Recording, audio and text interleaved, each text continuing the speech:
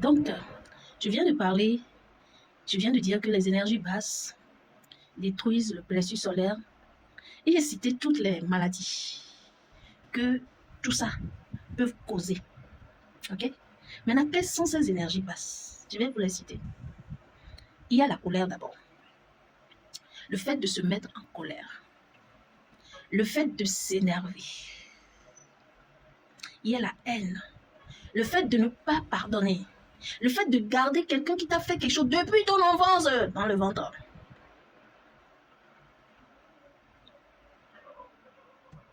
Ah bon? J'ai même pas ce temps. J'ai même pas ce temps de te garder dans mon ventre.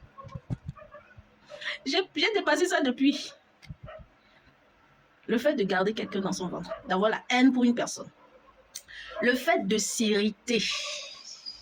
Genre, tu es dans un endroit. Chaque fois que tu vois quelqu'un là, tu es énervé. Mais tu es toujours là. Tu accuses réception de cette personne tout le temps. Tu es dans un foyer. À chaque fois que tu vois ton mari, tu es énervé, mais tu es toujours là.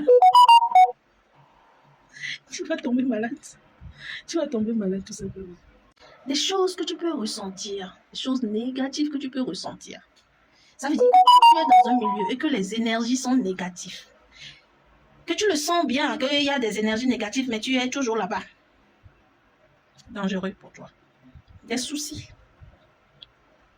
Avoir des soucis. Tout le temps penser. Tout le temps avoir des peurs. Est-ce que ça va aller? Est-ce que? Tout le temps réfléchir. Tout le temps. Ça détruit le plexus solaire, qui est le centre de toute guérison, qui est le centre de toute maladie également. Vous avez compris? Voilà. Il y a l'anxiété, il y a la peur, il y a la colère, il y a la tension.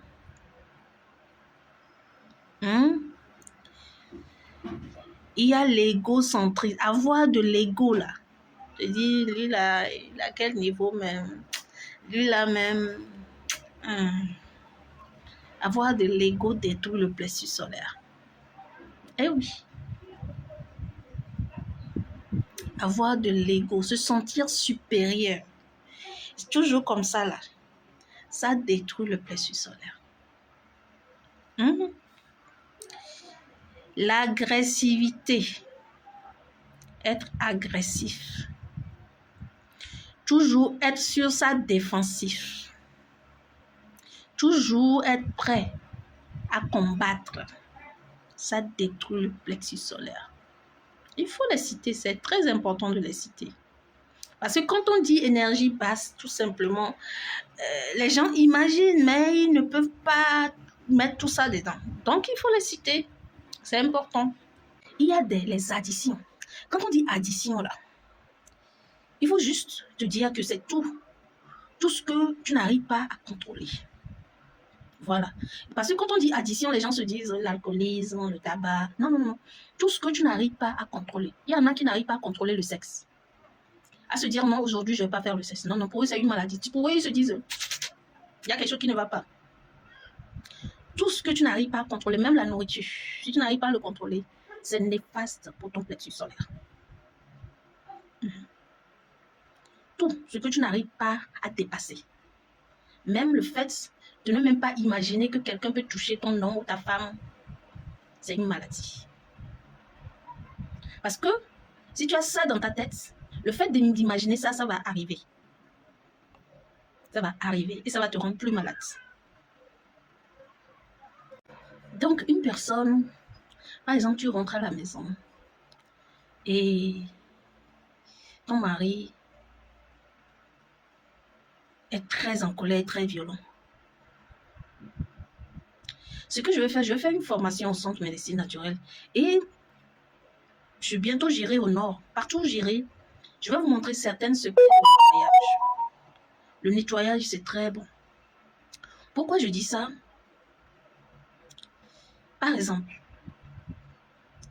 tu rentres chez toi ou bien tu rencontres une personne quelque part qui est très violente. Tu sais que cette personne-là va te faire du mal. Il n'y a qu'une seule chose à faire.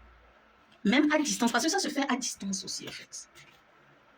Même à distance, tu prends tes mains et tu nettoies. tu nettoies, tu fais ça. Tu observes le plexus solaire de la personne. Tu as seulement les yeux sur le plexus solaire de la personne et tu nettoies. Tu nettoies.